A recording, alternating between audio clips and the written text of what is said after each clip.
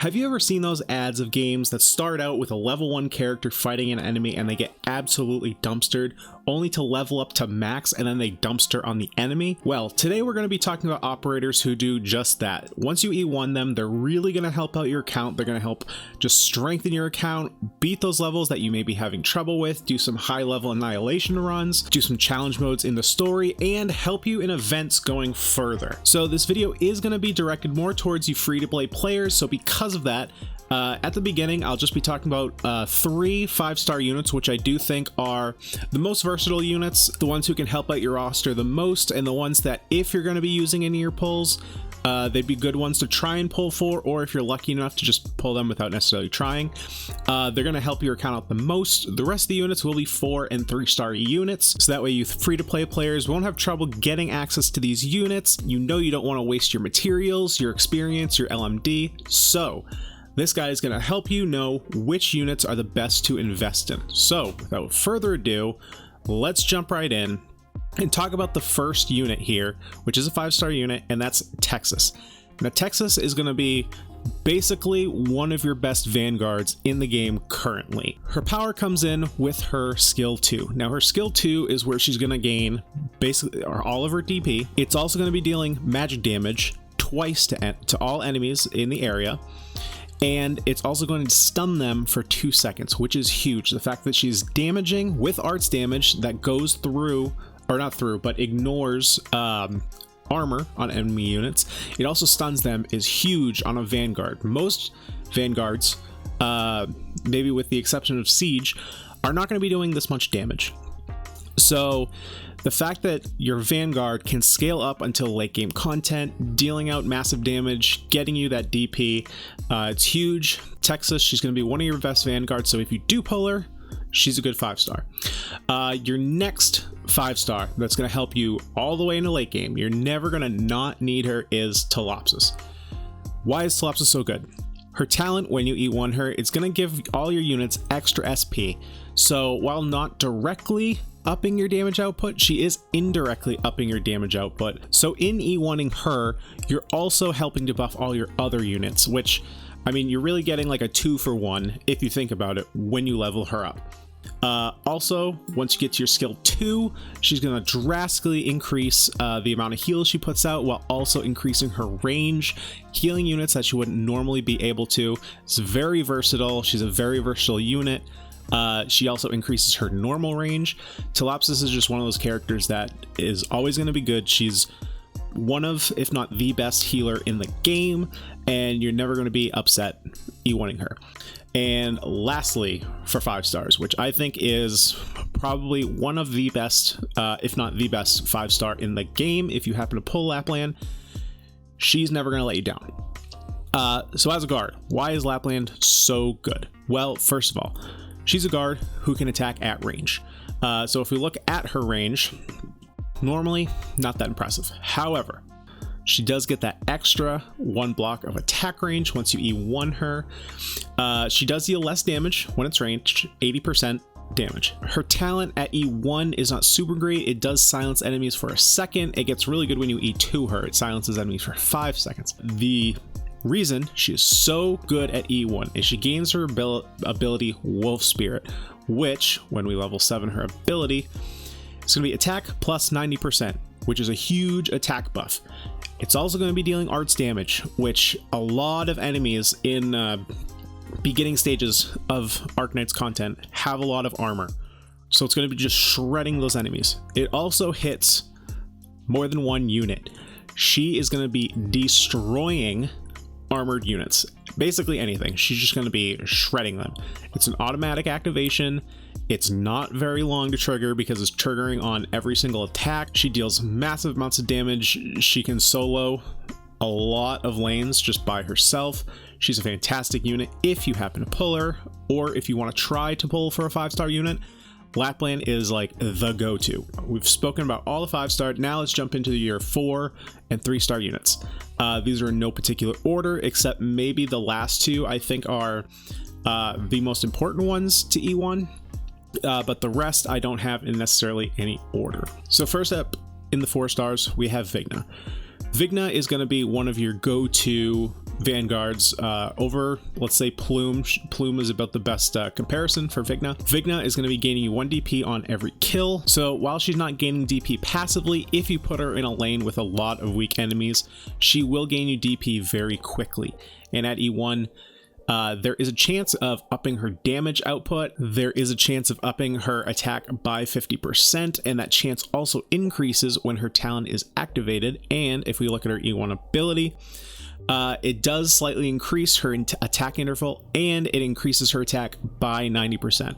So if we look at her damage output when she's fully maxed at 468, you're almost doubling her attack. So she's going up to almost 900 attack. That's a lot of attack for a Vanguard. She pumps out a lot of damage. She's going to be very good for your beginning stages damage output. So Vigna, one of your better Vanguards when you're starting out. All right, so now that we've talked about Vigna, let's talk about our next character, which is Shiryuki. Now, there are 2 AoE snipers that are popular for free-to-play players. There's Shiryuki and there's Catapult. A lot of players favor Catapult, a lot of players favor Shiryuki. I've been using both, and I think I prefer Shiryuki. Now, the reason for that, so when you E1 Catapult, her damage increase is not direct, so she doesn't get a direct damage boost. What she does is increases her attack range, so she is hitting more units, which is technically upping her damage. It's not dealing more damage to the units she's hitting, she's just hitting more units. Shiryuki, however, it does increase her damage actually. So basically her ninja star is going to stay in place while it's dealing damage. It's going to slow units, and it's also going to deal magic damage, which is again huge because there's a lot of armored units in beginning stages of Arknights. So she's going to be shredding that armor, she's going to be going right through it. So really her weakness turns into a strength. She doesn't like fighting armored units, and as soon as you E1 her and you use this ability, she's going to be just destroying those armored units. Also, her range expands when you E1 her. You won't think it's a lot, but there are times where that one block is going to help you a ton. And I know we're not talking about E2, but when you E2 her, she does get a little bit more of that range. So Shiryuki is a very strong beginner AoE sniper. She's very helpful in annihilation runs. She's helpful during events. I've seen her in some contingency contract runs. Overall, she's just very useful. She's going to be helpful later on in the game. Another unit that just you're not going to be disappointed in investing in. Next up, we got Jitano. And Jitano is basically the same as Shiryuki, where very helpful in Annihilation 3 runs. She's going to be your AoE magic dealer. Once you get her over lava, she deals way more damage. She gets a random attack speed, or max HP buff when you put her on the field. And her skill 2, while not always the best to use, because after you use it, it does stun her. So it does extend her range, and it increases her attack quite a bit, and it attacks all enemies within that range. But overall, if you need an AoE magic user, Jitano for free-to-play players is going to be one of your best options unless you unlock someone of a higher star rating. But for the beginning of the game, she is going to be one of your best. Moving on, we have Gaviel. Earlier, we talked about Talopsis being one of your best healers in the game. If you don't have a Talopsis, Gaviel is your best option. So Gaviel is free through the credit store. If you don't know that, first you need to buy the Cora unit, and then after you spend a certain amount, Gaviel will pop up. So Gaviel is going to be basically your best healer as a free-to-play player. She's going to buff all your other medical units. Once you E1 her, she's going to become basically an AoE healer. She's going to heal all allies within range for, if we pump this up to level 7, for 21% of Gaviel's attack per second. And it's going to get a boost if your units are lower than half health. Gaviel is basically your best healer that you're going to get. Max out her potential. Do whatever you got to do. She is going to carry you into the late game. Moving on, we have Cross. She's going to be one of your best snipers in the game until you unlock some higher star snipers. I didn't think that was going to be the case. However, I used her for quite a while. I got lucky. My first role was an Exia, so I didn't necessarily need a Cross, but but I did stick with her. She was very good for me. Now, while her E1 doesn't give her as big a boost as a lot of other characters, I do think that E1ing her is very important, simply because of the extra stats she gets when you E1 her, because she is going to be one of your main snipers for most of the game if you are free to play. But her ability also gives her a chance to increase damage up to 150%, while also her ability here, there we go, is also going to be increasing her damage. So because it's increasing by 1%, we want to increase her damage as much as possible. When you have her at her max level 40, not E1'd, she only has 258 attack. But if we max her out, she's gaining an extra 120-ish. Obviously not exactly that. That extra damage is going to really add up with her other bonuses. So she's going to be doing massive damage to those aerial units, and if you only have a few snipers, or maybe this is, you know, your only one sniper that you want to level up, you're going to need her to do as much damage as possible. And the fact that she only costs 10,000 LMD, she's incredibly cheap to E1, so why not? She's going to be a unit that you use for a lot of the game. So next up we have Courier. Courier is the one that, granted, I'm not super happy with him, but he has done a lot of work for me. He's very free. If you don't know how to get him, he is through the credit shop. Like I said earlier, he's a free-to-play character, costs you nothing to get. Courier is not going to be your Vanguard like, say, Texas or Vigna, where he's dealing out tons of damage. This guy's going to be more like a defender. His abilities just gain him defense, so he's going to be gaining you time as well as DP. So if we look at his second skill, he's going to gain you 3 immediately when you use it, which is not that much. But he's going to gradually gain 8 while the skill is active. So overall, with the skill, he's gaining you 11 DP, which is the same amount as Texas. So he is gaining you a good amount of DP, and he's gaining additional defense. If you're not rolling for characters all the time, he is going to be one of the best Vanguards you can get without opening any 4-star or higher Vanguards. Next up, we're getting to the top 3. Myrtle. If you open a Myrtle, she is possibly,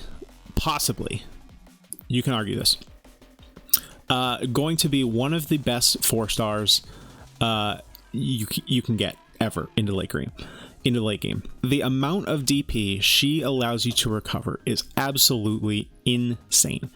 So she doesn't have any talents if you E1 her, but even her talent at E2, not necessary. You can do a lot of things with her just at E1. Now, our first skill, you don't even have to E1 her for this. Stops attacking and gradually obtains 14 cost points. That's insane, 14. So remember, Texas, who is a 5-star unit, gains 11 DP, while Myrtle, who is a 4-star unit, gains 14 just off her first ability. Now if we switch over to her second ability, which she unlocks when you E2 her, stops attacking and gradually gains 16 cost points, and it also heals one nearby enemy for 35% of Myrtle's attack. So if we look at Myrtle's attack, an attack of 436, so you're healing roughly 150 HP every second from a Vanguard. That's huge. A lot of people think the downside with her is that whenever she's using one of her skills, she reduces her block count to 0, which means enemies will go through her. However, she's pretty squishy. She is really not there to be used as a beat stick, let's say. She's there just to recover cost points, and then when you've recovered all your cost points, when you've basically dumped your whole team out at the very beginning of the round, you take her out and you replace her with a better unit. She's really just there to recover cost points. She's going to recover them very fast. She's going to let you dump your whole team on the field, and she's going to heal your team while doing it. Myrtle is a nuts unit. She makes certain levels incredibly easy. You can just blow through levels with her, and it's not even difficult. So if you get a Myrtle, she is going to be one of your go-to Vanguards, if not the go-to for a while. Now, looking at our last 2 units, these 2 I think are pretty interchangeable. Maletha. So Maletha being a 3-star unit, she is more like a 4 or 5-star unit. The amount of damage that this operator can put out is quite honestly staggering.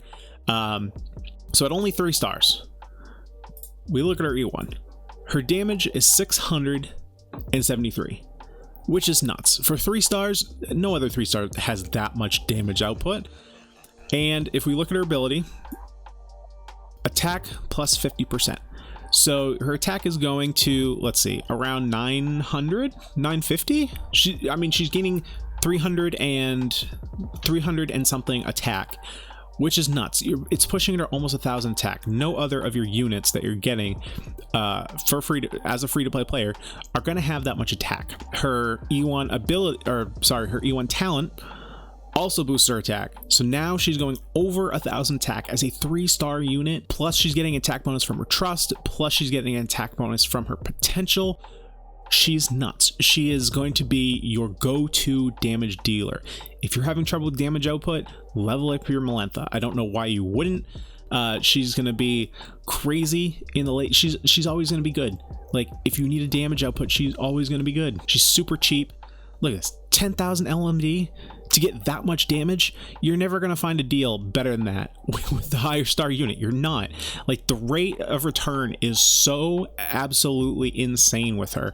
She has crazy HP. Anyway, going to be one of your best units. Arguably, you could do her over this next unit, but overall, I think this next unit is just going to be a little bit more flexible than Maletha, and is going to have a little bit more usability and places you can put her. So defenders are very, very important in later game if you don't have great damage output, because you're going to need defenders to stop the enemies in their lane, so that way your damage dealers have time to take care of them. And Cora is going to be one of your best units to do that. She gets an extra 6% defense when you E1 her, and her defense is already very good at 503. You're getting just a little bit of a defense boost. She is also very cheap to E1. Not a surprise. All these units incredibly cheap to E1. The reason why she's so good at E1 is her second ability. She basically, because she's a turtle girl, turns into a turtle. So she stops attacking enemies, blocks an extra unit, defense up, and recovers her HP. Let's max it out. Recovering 2% of max HP.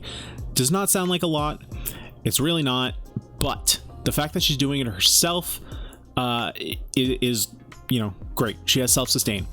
She's upping her defense. She's upping her block count, so she's blocking another unit. She's just so good. I mean, I don't really know what else to say about her. Like, she does what she needs to do, and she does it the best she can. Those are the units that I think you should be E1ing immediately if you are a free-to-play player. These are the units that are going to help your account blossom the best. They're going to help you the furthest into the late game. You're not necessarily ever going to be upset that you E1 them. I know there are a lot of characters that you E1 in the beginning because they think they'll help you, but then you end up unlocking a new character that's better, and you're kind of worried that you wasted your materials.